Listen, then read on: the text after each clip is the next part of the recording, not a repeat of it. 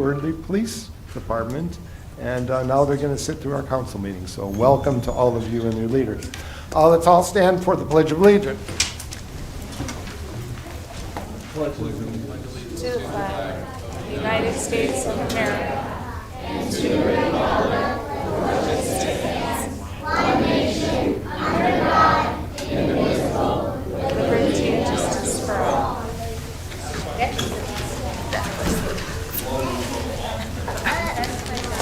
Madam Clerk, can you take the roll? Mayor Beagle is excused. Deputy Mayor Resnick. Present. Councilmember Behrman. Present. Councilmember Gatchel. Councilmember Grenlund-Flex. Here. Councilmember O'Day. Here. Councilmember Sharp. Present. We have quorum. All right. Any changes or additions to the agenda? I have Assistant none. City Manager? I have none, sir. Any from the dais? No? Okay. We have one set of minutes, approval of minutes from the regular city council meeting from March 11, 2025. Do I have a motion? So moved. Support. Okay, we have a motion and support. All in favor of approving the minutes from the March 11th meeting, signify by saying aye. Aye. Opposed? All right. There's no correspondence tonight. And first item we have is the city manager's reports, departmental reports from February 2025. Do we have any questions?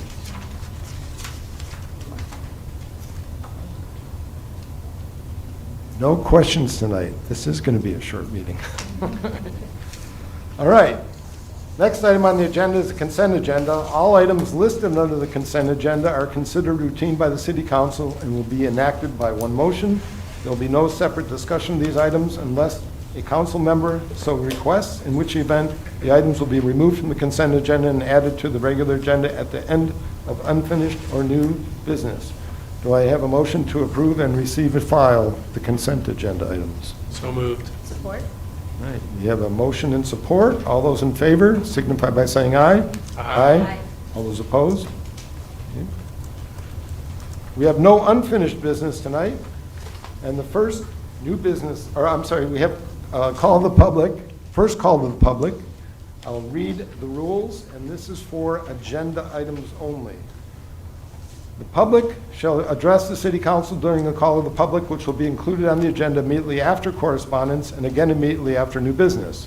The first call of the public immediately after correspondence is limited to agenda items only. A person shall not address the council in excess of 5 minutes unless the time is extended by a majority vote of the council present, and persons wishing to address the council shall identify themselves and their place of residence and state their reason for addressing the council. All comments by the public should be made directly to council. Do you have anybody for the first call to the public tonight? Seeing none, I'll close that, and we'll move on to unfinished business, which is none tonight, and brings up new business item number 1, recommendation to award the contract for the annual crack sealing and seal coating program to K&B Asphalt Seal Coating Incorporated of Adrian, Michigan, for the unit price of $1.16 per pound for crack sealing and 9 cents per foot for seal coating, with funding allocated from the local road capital program, pavement preservation account number 203-554-976.393. Do I have a motion? Support. All right, motion support. Mr. Sickma. Thank you, Deputy Mayor. Yes, what you have ahead of you is a crack sealing program that we've been doing for a number of years. And what this does is create a barrier between the cracks in the road and the groundwater. And so rainwater tries to seep in, and during the freeze-thaw cycle, it cracks if we don't seal it up. So we try and do a little bit of this each year, so that we can preserve our roads for as long as we can prior to replacement. So each year we put this out to bid, and we kind of get together with local CVTs in the area, so City of Farmington Hills, Village of Fowlerville, Village of Milford, Village of Linden, and Bloomfield Township all participated in this with us so that we could get some kind of use of quantities on this, and we feel that we got some pretty good pricing The square footage or the per pound price is very similar to last year, and we're choosing KMB. We found that just references on KMB, they've done this work plenty of times in the past, and they seem to be doing a good job, so we don't have any reservations on referring them to this work for us.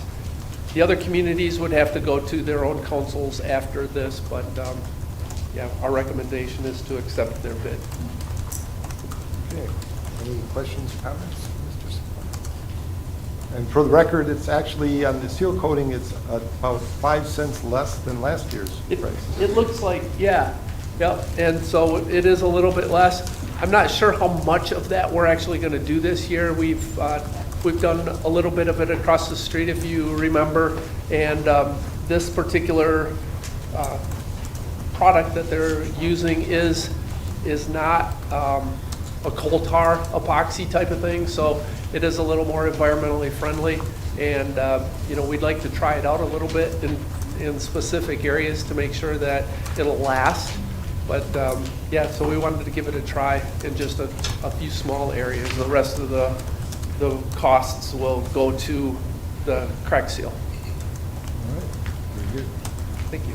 Okay, we have a motion and a second for recommendation to award the contract for the annual crack sealing and seal coating program to KMB Asphalt Seal Coating of Adrian, Michigan for the unit price of $1.16 per pound for crack sealing and 9 cents per square foot for seal coating, with funding allocated from local road capitalization program, pavement preservation account 203-554-976-393. All those in favor signify by saying aye.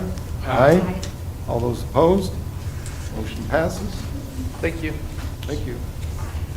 Second item of business today is a recommendation to accept Hubble, Roth & Clark's proposal for engineering design for the ultraviolet disinfection replacement and upgrades to the lift station controls at the Water Resource Recovery Facility at a cost not to exceed $172,000 from Capital Reserve Account number 590-538-960.413. Do I have a motion? Support. Support. Mr. Sickman again. Thank you, Deputy Mayor. Yes, what this is just the design work that is involved in developing the engineering for the UV disinfection. UV disinfection for the treatment plant disinfects the water as it passes through. It's one of the final processes before we introduce it back into Norton Creek, and it disinfects so that folks can swim in Norton Creek and not have to worry about any kind of diseases that could possibly get there through the treatment or through the wastewater treatment process. So what we have is 2 channels that pass through an ultraviolet light, and the systems are about 18 years old, I believe, and they are starting to date themselves. There's a lot of new technology out of there, so we're trying to get the right fit there in this process and develop the right, I guess, bulbs so that we are less maintenance and better product at the end. So there is a little bit of groundwork that would probably have to be done on this one, and a bit more investigation on the exact product that we would use. And yeah, with that, I'd be open to questions on the process. Councilwoman Brenlin Fox. Hello, Mr. Sigma. Can you tell us when the upgrades are scheduled to begin? So we plan to do it next summer, or we would like to do it next summer during the dry time. So we're trying to get it outside of the rainy seasons in the summer time. So we'd like to have bids out by March, if possible, and begin work late April to early May, and have it completed by the end, before school gets back in session. In 26? Not that it matters for school, but that's just the time frame. Okay. So you had said that the existing equipment is starting to, you can tell that it needs to be replaced? Yeah. So Yep. there's no concern of waiting until that No, time? no, there isn't, and we do continuous maintenance on them, so there's a lot of wiring that has to be replaced on different time periods. We replace the bulbs, similar to the LED bulbs, a little bit higher intensity, but similar bulbs go in there, and they're in sleeves, and they are still able to see which ones are lit and which ones aren't, and the intensities of them. But we're replacing a lot more bulbs than we used to, and yeah, it's getting beyond the useful life.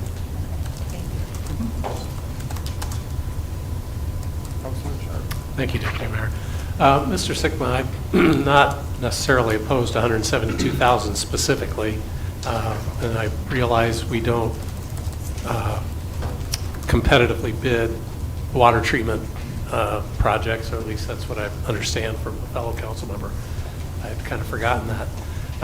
But it's curious that we use the capital reserve account for this project, that we know this project is needed. Did we miss that in the budget for this year? I missed a portion of that, yes. Okay. I was off on that. So the 730, the adopted budget, I'm seeing use of capital reserve, adopted budget 733. Are there other things in that budget that we expected to use the capital reserve for that weren't this? And if so, will we have money to get all those done? Or are we going to have to amend a budget somewhere along the way? No, well, this, I don't anticipate amending the budget this year. There are some other things that were in that budget, including the treatment plant upgrades that we had been working on. We also have some HVAC upgrades that still need to occur. And there are some other things, but we straddle budgets so often that it's kind of tough to narrow that down. But we try and do it on a 2 or 3 year period. So if I were to go to our budget planning and see under the account use of capital reserve, there'd be some specific line items in there against that 733,000? Was this one of them? This was one of them. And that 172, there was less in there for that Okay. specific piece, yes. But you think you can get it all done between this year and the next budget planning cycle? We'll massage all the line items and get them. I'm Back trying to to box. narrow down the engineering prices and costs a little better. In fact, I No, got that's- some of those numbers again this week to include in our next budgets. Okay, thank you. I guess more of a statement or kind of a question. I thought at first glance 172,000 seemed like a lot, but then you explained to me the overall expense of the project, and maybe that would be beneficial to share that with council because that wasn't in the packet. Right. This project is going to be around what dollar mark do you plan budgeting next year? I plan to budget $2 million for this project. So the 172 is for the engineering and planning to spend the $2 million. Correct. Okay. Yep. There's groundwork that needs to be done in the channel itself, and we have to still research a couple of companies that we're looking at, and then we competitively bid the construction costs along with that. So And the construction will be bid out. it will, and that's part of this package. Correct.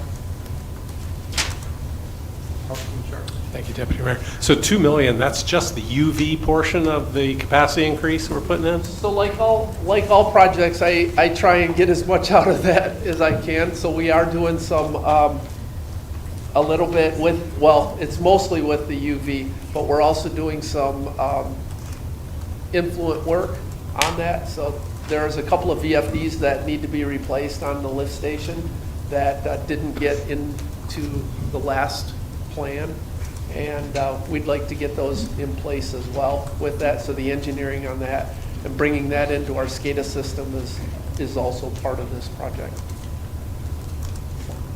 In my mind, I thought we had already kind of paid for all the capacity increases, but So I can't remember. Maybe we just kind of pushed the money out. And it seemed like there was a lump sum of money somewhere. We said, well, we're going to be spending it. Wasn't it some, it was some COVID money or something we got back? Yeah. And we're using that for capacity increase, as I recall. we did that. Okay. And yeah, we increased the capacities of the secondary clarifiers. If you remember, we installed a new secondary clarifier It brings our total MGD up to 4 million gallons with the peak of 7.1, I think. And now we'd like to have that with both systems running at 10 million gallons a day. And each channel is actually 5 million gallons a day right now. So technically, we can do that, but we're trying to, keep the redundancy, increase a little bit on the UV, just to make sure that we're well-rounded on all of them, on all the systems. Thank you. Thank you. My only question, Mr. Sigma, the longevity of the UV bulbs themselves. You said the technology that's currently there is very old. Right. How old? I think it's 17 or 18 years old. Yeah, and we've replaced a lot of those components already once, and those components are about 10 years old already again, too. And the new technology will increase that longevity, you think? I think, yes, with the UV disinfection bulbs that they're producing now, it's supposed to. They're supposed to have more hours, but it is a 24-hour-a-day service, so we'll still be replacing them most likely on an 18-month or a 2-year average on bulbs. But there's a lot of wiring and, other things that would be replaced as well. And if I recall, all this is part of the SAW grant that we got. Yep. To do this on the. Yep, we're systematically Management plan. going through it rather than replacing it all at once. Right. Now, for this coming budget season, are there specific things from that 2018 study that say, here's what hasn't been done yet and we need to budget for the next 2-3 years? I have not done a lot on the collection system. The collection system as a whole has been fairly sound, but there are a lot of things in the collection system that we plan to consider over the next few years. There is a lot there. That we have 84 miles of sewer that's in there, so there's a lot of replacements there. We can continue to do this. I'm just trying to balance this, and the UV is one of the primaries for safety and health, and that's one that we really need to make sure of at this point. All right. We have a motion and a second to accept Hubbell Roth and Clark's proposal for engineering design for ultraviolet disinfection replacement and upgrades to the lift station controls at the Water Resource Recovery Facility at a cost not to exceed $172,000 from Capital Reserve Account 590-538-960.413. All those in favor signify by saying aye. Aye. All those opposed? Motion passes. Thank you. Good. That brings up new business item number 3. And that's a recommendation to award a 3-year contract extension expiring June 30th, 2028 to Anderson, Eckstein, and Westrick Incorporated of Shelby Township, Michigan, to provide geographic information systems management services for the city of Wixom and authorize the city manager to sign the agreement. Do I have a motion? Support. All right, we have a motion and a second. Our Assistant City Manager, I almost said City Manager, Assistant City Manager Benson. Thank you, Deputy Mayor. So you all may recall 3 years ago, we bid out and awarded a contract for GIS management services to AEW. Historically, we had worked with Michigan State University and Wayne State for that. What this service generally entails is helping city staff maintain and update our GIS system. What that, I guess, it means in layman terms is we have computer systems that have all of our infrastructure included in them. We use this on pretty much a daily basis, especially in the building department and the Department of Public Works. And our work with AEW, as we call them, has been really helpful over the last couple of years. And so the recommendation tonight is to extend our agreement with them. Included in your agenda packet is just a short summary of some of the things that we've been able to update or accomplish.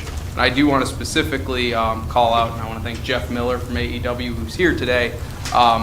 our upgrades to our as-built system. So every new development that comes into the city, they've been able to incorporate their private infrastructure, their public infrastructure components into the larger system. We had a backlog of, Jeff, I may defer to you on this, but at least 6-7 years worth of as-built that had not been incorporated under our old contract, and they've done a lot of work on that. So the way this particular agreement works is that we do not pay them a flat sum per year. We essentially pay them as we need them, and this has produced pretty significant cost savings for the city over time, and I anticipate it will continue to do so. With that in mind, Mr. Miller from AEW is here if you guys happen to have any questions. Otherwise, I'm happy to answer anything you may have. Do you have any questions? Mr. Benson? Okay. Councilman Barron? My question is just, on average, what are we actually paying per year for this service? So originally, in the first year, I believe we budgeted $41,000. I think in actual expenditures, we ended up closer to 30. Going forward, that number will probably continue to decrease. I think in the proposed budget that we'll have for you this coming year, we'll probably budget 32 and likely use less than that. We've been pretty conscious about trying to stay within budget as it relates to the amount of as-built work that we do. There's still some to go, and it's basically like, hey, we can get to this set of plans or this, this street or this section, in the next fiscal year. So it's really just how we spread it. But over time, the cost will likely decrease once we've fully caught up. There aren't that many more applications that we may look to roll out. There are some kind of back-end pieces that we'll do that will require some time. But as a whole, I don't anticipate the cost really going up, if that makes sense. Thank you. Any further questions? All right, we have a motion and a second to award a 3-year contract extension expiring June 30th, 2028 to Anderson, Eckstein, and Westrick Incorporated of Shelby Township, Michigan, to provide geographic information systems management services for the city of Wexham, and authorize the city manager to sign the agreement. All those in favor signify by saying aye. Aye. All those opposed? Motion passes. That concludes the new business item portion of our meeting, and the second call to the public is now up. I won't read the rules for public speaking again, but if anybody wishes to come to the podium and speak at the second call to the public, please come up, state your name, address. Going once. Not one of the girls? Going twice. Not one of them. Okay, I'll close the second call to the public. City manager comments. Assistant City Manager Benson. Thank you, Deputy Mayor. The city manager's update is included in your agenda packet. Just 2 key things to note. Household hazardous waste events have been scheduled for this upcoming season, and there are 2 events scheduled in Wixom at the Department of Public Works. One on Saturday, April 5th from 9 a.m. to 2 p.m., and the second on Saturday, July 12th from 9 a.m. to 2 p.m. So a wonderful opportunity for members of the community to dispose of sometimes difficult to dispose of items in a safe way. We will be doing some kind of additional outreach on that to make sure people are aware of that. The other thing I do want to just point out is congratulations to city employees who will be celebrating their work anniversaries with the city in this coming month of April. Deanna McGee, City Manager Brown, myself, and many others will be celebrating work anniversaries. So thank you to everyone for their years of service. And that is all I have. Very good. Now time for council comments. We'll start down there, Mr. Sharp. Oh, thank you, Deputy Mayor. I'm the first to get to welcome and thank the Girl Scouts for coming. That was the best Pledge of Allegiance we've ever had, Councilman Gottschall. So thank you very much for your support, and think about those words. Pledge allegiance to the flag with liberty and justice for all, not to a person, to a flag and what it represents. Keep that in mind, and thank you for coming. Thank you, Deputy Mayor. Very well said. Councilwoman Grundlin Fox. So yeah, you took my thunder. Yes, thank you all for being here. It's so great to see all those bright, smiling faces and all that energy out there. I love it. And yes, it was a great pledge. I would also like to thank all those employees celebrating their anniversaries. And then lastly, I'd like to request, could we get Assistant City Manager Benson, could we get a report showing maybe in the next week or before the next council meeting, showing all the vacant commercial and retail spots in the city, and then what's going on with trying to get those filled, if anything, any status update, basically. Okay, so are you looking for just commercial space? Do you want industrial, I guess? Not industrial. Okay, so just vacant commercial spaces? Yes. Okay, yes, we can work on that, absolutely. Thank you. Thank you. Questions? Councilman Gutschall. No comments. Councilman Behrman. Well, thank you for all the Girl Scouts coming. Usually when we have this many people in the room, that they're here to yell at us for something, so it was nice that that wasn't the case. Next time, if you guys do ever want to come, you're always welcome to come up to the microphone and talk when that public commentary comes up. Congratulations to people celebrating their work anniversaries. Drew, 4 years. Doesn't I'm feel glad like that, when does you're it? having fun. Is that what it is? Okay. That's all I have this evening. Thank you. Councilwoman O'Day. Thank you. I will bring additional comments of how nice it is to see all of you here. I was a troop leader for many years, so I give special thanks to those parents, troop leaders who are here for the work you do, because I know it's not easy. So thank you for that. And then lastly, I had the opportunity as the newest member here,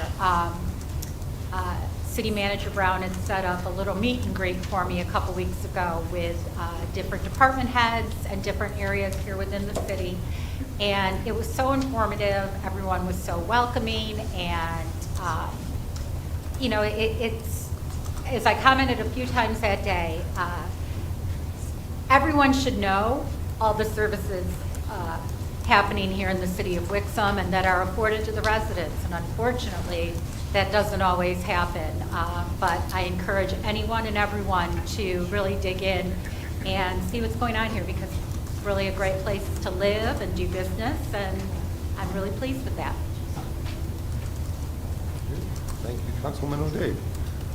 All right, also like to extend my thanks to Troop 76072 out of Loon Lake and their leaders for bringing them in. A lot of our discussion tonight, it's centered around the water and sewer treatment plant. I highly recommend that be your next field trip. It's fascinating to see what happens when you flush the toilet every time. So it's very enlightening. Also a reminder to... Good tour. It's a great tour. Also remind people that petitions are available at the city clerk's office for public office. We've got an April 22nd deadline. I know there was a lot of interest back when we had the 2-year term, and with Mr. Councilman Smiley's moving up to the county. So hopefully we got a lot of interest, and then people will run. And also, great job, Assistant City Manager Benson, the Channel 7 piece with the DDA and our Laura Codier. They were on for about 4 or 5 minutes, centering on our social district and our West End Park developments. Maybe it was a slow news night, but it was a great piece, and you guys did a great job highlighting the city. Thank you, sir. Very good. And with that, do I have a motion to adjourn? All right, all those in favor signify by saying aye. Aye. All right, all those opposed? Meeting done. Do we want a picture with the girls? Can city